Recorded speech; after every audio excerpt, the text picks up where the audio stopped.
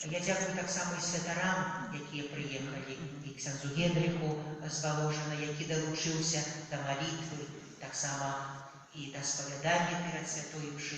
Дзякую ксяндзу Яну, дзекану з Іўя і пробашту за таксама прыезд на гэтую урачыстасць, за паяднанне вернікаў у сакраменце споведзі.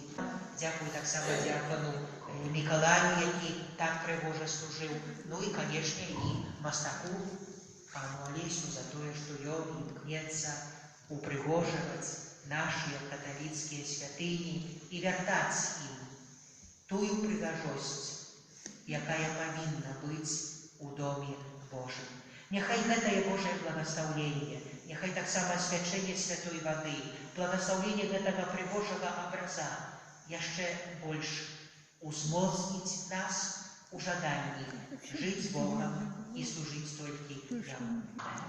А цяпер, дарагія браты і сёстры, прыміце Божае благаслаўленне на завяршэнне святой мшы. Пасля я падыду ў капліцу, паблагаслаўлю ваш прыгожы алтар, а вы таксама пасля памаліцеся да Маці Божай. Успамога нашая ў імені Пана, які стварыў неба і зямлю. Пан з вами І з Духом Твоим.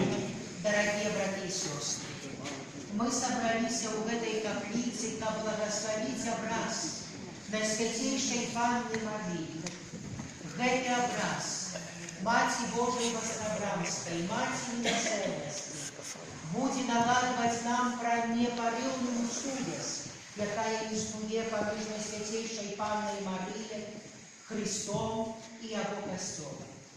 Найсвятейшая Панна, Маці Христа, які з'являється образом небачного Бога, ёсць таксама образом, фігурою і прикладом Костьола. Образом, у яким Костьол з радістю сузирає тое, чим сам хоче бути.